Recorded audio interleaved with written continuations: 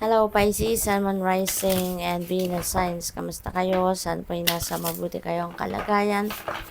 Welcome back po sa Star Tarot. At kung bago kayo rito, welcome din po kayo. Please subscribe, like, share my videos, and leave me a comment kung naka-resonate po kayo. Thank you. So first message yun yung flexibility. Ayan. So maybe this is an invitation para sa iyo Pisces, no? Napaganahin ninyo ang inyong flexibility, ang inyong adaptability, na kunyari, kung meron kayong mga challenging situations na maaaring pinagdadaanan, huwag kayong susuko. No? Bagkus, maging flexible kayo, matuto kayong mag-adjust, matuto kayong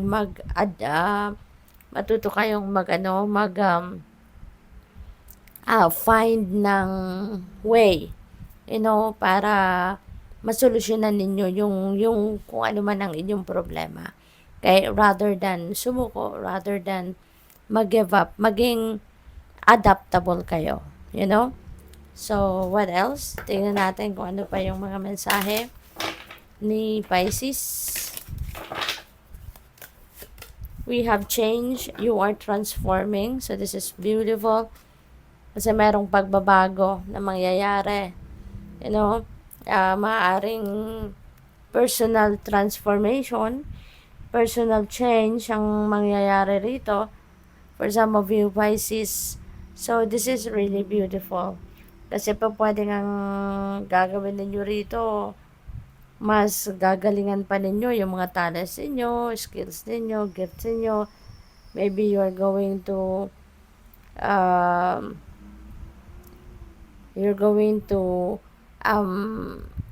develop more, you're going to enhance kung ano man ang mga talents ninyo, or po pwede rin na you are going to reinvent yourself, no? Po pwede rin na you are going to empower yourself. So, maganda. And also, this is an invitation para sa iyo to let go of the past. It's about time na para i-release na ninyo din ang inyong nakaraan. Tanggalin nyo na kung ano man yung mga parte ng inyong past, no? At just embrace whatever it is that you have right now. Enjoy ninyo yung buhay ninyo sa ngayon, yung ganon. Alright? Tapusin na, no? Putulin nyo na yung connection ninyo sa inyong past, kung ano man ito. So we also have looking deeper. Deep within me is a majestic radiance, and it feels like to me that you are going to show that off. Papakita mo na yan, i-share mo yan sa iba, ipapakita mo yan, at gagawin mo, no? Gagawin mo kung ano ang pwede mong gawin para ma-share mo sa iba, para makapag-inspire ka ng iba, para makatulong ka sa iba using your radiance, kumbaga, no? Hindi lang ikaw yung magiging maganda, maayos ang buhay, but you are going to use also your radiance, no, by helping other people. So Pisces, maraming salamat din for subscribing to my channel, and if you haven't subscribed yet, subscribe na po kayo. At maraming salamat din sa suporta ninyo by sending me super thanks and by not skipping the ads. Maraming salamat din. There is a join button din sa baba na video. So if you would like to join, no, or mag-member sa channel, yun lang po ang i-click ninyo, the join button. So, yung first card ninyo sa tarot is the Emperor energy. So this is about stability, no? Si Emperor, this is about stability, this is about organization, this is about pag-aayos, no? Pag-aayos ng mga kaganapan sa buhay, mga bagay-bagay sa buhay. Hindi lang yan sa kaperahan, hindi lang yan sa trabaho, career, or negosyo, but also sa emotional and mental aspect ninyo.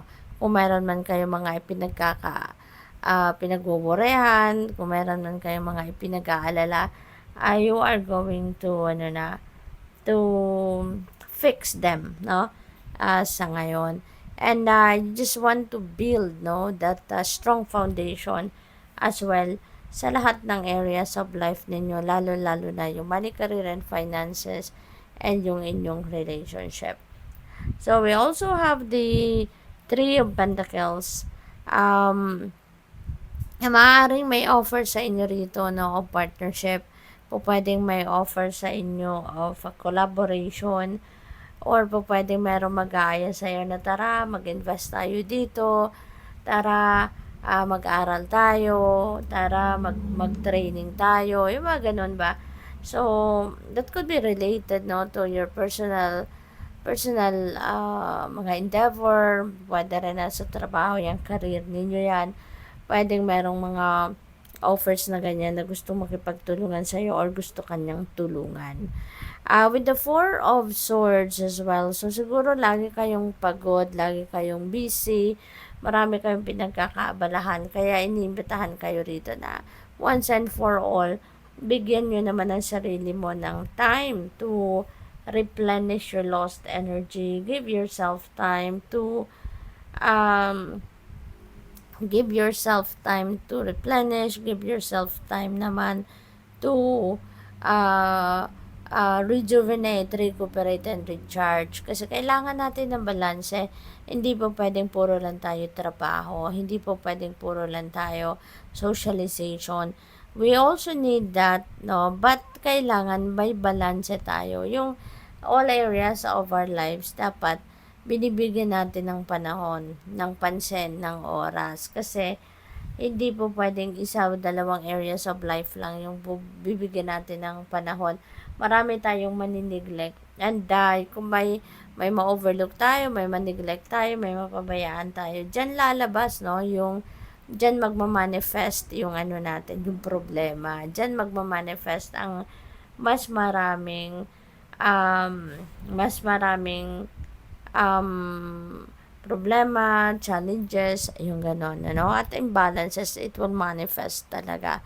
So, we also have Nine of Swords, and ang Nine of Swords is about anxiety, about, meron kayong winu-worry na sobra-sobra, maaaring nadi-disturb na ang peace ninyo, talagang super disturbed na, wala na yung peace of mind ninyo rito. At napalitan na ito ng anxiety, napalitan na ng stress. So, kung ano man ang dahilan nito, no, sana pag-isipan ninyong mabuti na kung patuloy kayong magdedwell on the problem itself, mas magiging malalim pa yung pag-worry ninyo, mas magiging malala pa yung anxiety ninyo dyan.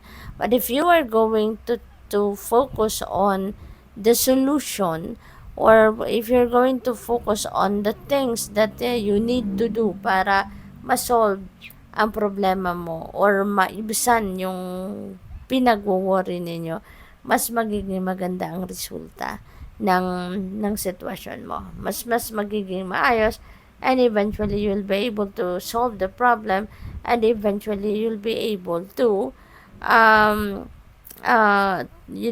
relax, you'll be able to sleep. Kasi ngayon parang wala, dinideprive mo na yung sarili mo sa pagpapahinga. Diba? Kaya ito, meron kayong Four of Swords. Kasi parang nagwo-worry kayo ng bonggang-bongga rito. At maaaring hindi na kayo nakakatulog, nakakapag-relax man lang. You know? Pwedeng ano kayo rito kahit natutulog kayo, magigising kayo. Dahil ginigising kayo ng stress. Ginigising kayo ng worries ninyo. You know? So, we have Six of Swords. Pwede na, kasi moving on energy ito. So, pwedeng related yan doon sa Nine of Swords. Pwede na mag-aano na kayo. Mag-iisip kayo sa ngayon na iwanan na ang sitwasyon na to. So, whatever that is na pinag-worry ninyo, maaaring you will realize one day na teka lang, diba? This is too much. Diba? Kasi let's say for example, kung related nga yan dito sa Six of Swords, pwedeng kung ano man ang sitwasyon ninyo, maybe that's very unhealthy for you already. Baka yan ay sobra ng masama sa kalusugan ninyo, no? Sa pag-iisip ninyo, sa mental state ninyo, ang sitwasyon. Pwedeng toxic working environment yan or toxic relationship yan. So, pwedeng ganon. Kaya, maybe you're going to decide na it's about time na for you to leave that situation. Maybe you're going to resort to just leaving that situation totally para mawala na yung worry ninyo. You know? And handa na kayo dito mag-explore ng bagong lugar, 'di ba? Bagong maaaring magbubukas na din kayo ng sarili ninyo para sa pagtatry ng ibang sitwasyon naman, no? Pwedeng kayo ay magtatrabaho na somewhere else, baka kayo ay maghahanap ng bagong employer, yung mga ganun ba. So, there's travel din dito, no? Kasi most likely, aalis kayo. So, saan man kayo nakatira, saan kayo nagtatrabaho. So, you are leaving that place para totally na makapagbagong buhay na kayo. So, since we also have Page of Pentacles and this is about opportunity, merong mga balita, merong mga opportunity rito na dadating sa iyo na pwede ninyong pagkaperahan, bagong trabaho, bagong career opportunity, bagong business venture, pwedeng ganon. So, maaari na you're going to take advantage of that, no? Habang may offer sa iyo sa kabilang bayan, sa ibang country, or whatever. So, maybe you're going to take advantage of that. Kaya siguro din kayo, mas maglalakas ng loob kayo na sige na, iwanan ko na tong problema ko na to. 'Di ba? Habang merong opportunity. And maaari yung opportunity na yan, no? Maaari din na yan ay something that's going to excite you, something that's going to yung parang siguro matagal na din ninyong gustong magkaroon ng ganitong oportunidad. So, timing lang, 'di ba? Na magiging passionate kayo about it, mas magiging excited kayo to start a new life dahil sa opportunity na ito. So, we also have 9 of Wands. Ayan. So, from here on, dahil marami na kayong pinagdaanan, toxicity, marami na kayong pinagdaanan, stressful situation. So, wag kayong susuko. No? Never ever give up. No? Continue to persevere, continue to work hard, continue to focus on yourself. 'Di ba? Kung hindi kayo pinapahalagahan ng ibang tao, who cares? 'Di ba? Siguro naman hindi mo naman sila kailangan sa buhay mo, hindi ka naman sa kanila umaasa, hindi ka naman sa kanila hindi naman sila ang nagbibigay ng pagkain mo, pamumuhay mo, 'di ba? So, deadma ka na lang. Focus on yourself.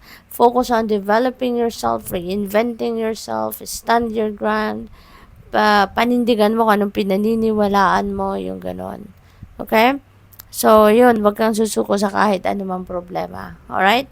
So, at this point in your life, maaaring meron ditong bagong taong papasok din sa buhay mo. Maaaring this person will be supportive of you. You know, pwedeng bagong kaibigan ito, bagong ka-collaborate, bagong kasosyo, o pwedeng bagong karelasyon then if you're still single. So, baka meron dadating dito na tao na baka manliligaw sa'yo or bagong, alam mo yun, magiging parte ng inyong romantic life. So, good luck sa'yo. Thank you for watching. Love and light. Namaste.